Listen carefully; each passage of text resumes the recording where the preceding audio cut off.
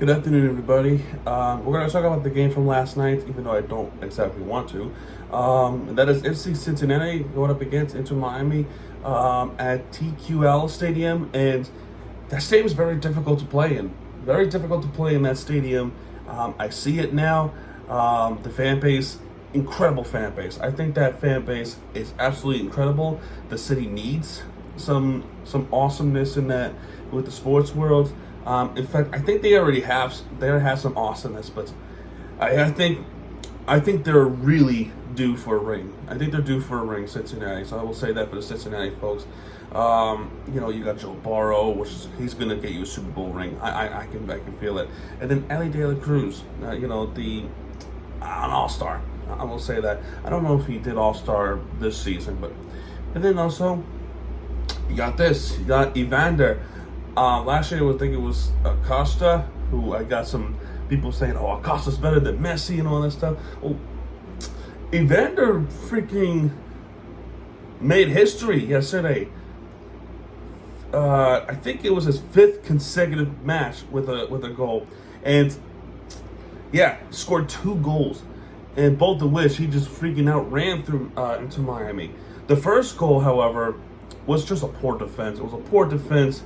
And Gerardo Valenzuela, who scored that goal in the 16th minute, and into Miami, trying to find the ball to the back of the net, but Celentano, the goalkeeper for Cincinnati, saved everything.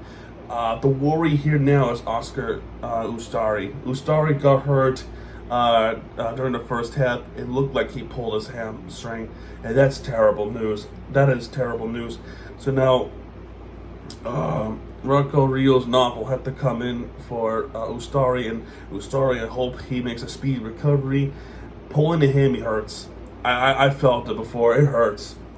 I just hope that it's a shorter injury, speedy recovery. It's a speedy recovery. I really hope it is. And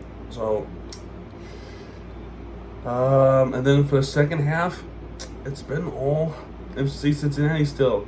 Really, the big player is Evander. Evander is his half. Scored freaking 2 goals. 2 goals against Atlanta, Messi, and Inter Miami. Nuts. Scoring the goal at the 50th minute. I mean, just getting that clean possession, going through the through ball. And then the 70th minute, pretty much the same exact thing, except almost, he buries it. Rio's novel just, there's nothing he can do about it. And that stadium is loud. That stadium was loud. And yeah, there was some trash talking with Messi. And speaking of Messi, I don't know how it wasn't a foul late in the game in regards to in the penalty area, but I just didn't think it would not have mattered, to be honest. I don't think it would have mattered at all. So nothing to say about here. That's your pretty much quick recap. Yellow cards. No yellow cards for Inter Miami. As disciplined as they are, that's pretty surprising. But in the 81st minute, only 1 yellow card shown to Cincinnati. Hadabe, if I said it correctly, just a foul to Fapico, and yeah, Messi was kept in check. He was really shooting the ball. He was really trying to shoot the ball, and throughout the years in this league, he's never had a goal against FC Cincinnati, not once. I mean, you can argue the penalty, the penalty. At the U.S. Open Cup semifinal in 2023, some people won't remember it, but for those who do, that was one of the only thing that Messi did score on. It was that penalty shootout at the U.S. Open Cup. But the other matches lost 0-1. Messi did play in that game. That was I forgot whether or not if that was. Was it decision day? I forgot if it was decision day or not.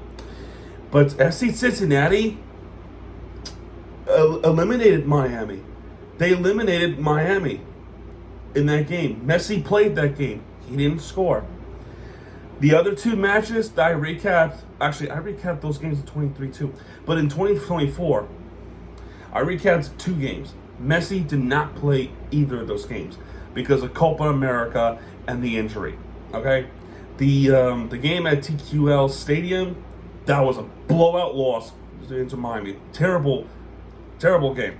And then the second game, it was at home, did beat Cincinnati. Even with Acosta playing and without Messi. So, this team is capable. This team can play against and match up pretty decent against FC Cincinnati, but they seems like they play better at home. That was the point I was trying to make. However, they're still a dangerous team. Like in the early days, Cincinnati was winning what they call wooden spoon trophy, which that's not a real thing. I don't think it's a real thing.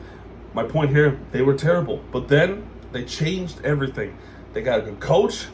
They got a really good front office to really buy. They really are buyers, and Miami is buyers too. And look at this team. This team is dangerous. This is a dangerous Cincinnati team. People don't realize how good this team is, and I praise the hell out of this team. Really, they really outclassed Messi in this game. Completely kept him in check, and ended his streak. They ended his scoring streak in this one. No ifs or buts about it. Unfortunately, that's just how it is. Yeah, we just didn't put up we did try to put up a fight, but we just couldn't get anything in. FC Cincinnati was a better team last night. They really are a better team last night. But yeah, you may have won this game, but next week, was it next week? Yeah, next Saturday at Chase Stadium, you're in our house, and we're gonna beat you, and stuff like that. Sorry, I'm in a pretty good mood. But for the next game, the Red Bulls, Miami has to play better. They have to play angry against Red Bulls just to have a pretty outclassed performance by FC Cincinnati. I hope they play angry, and more importantly, I hope Ustari is okay. It's probably going to be either Drake Calendar or Rocco's Rios Novel. Most likely Rios Novel against the Red Bulls. That's going to be at Red Bull Arena. So last time we played against the Red Bulls, we won that game 4-1. We'll see what happens in that game. This is on the road. Yeah. That's all I got to say, man. I'm going to go to Pittsburgh. Alright, so that's going to do for this one. If you like this video, hit the like button, subscribe for content. Everybody, have a good rest of the day. Adios.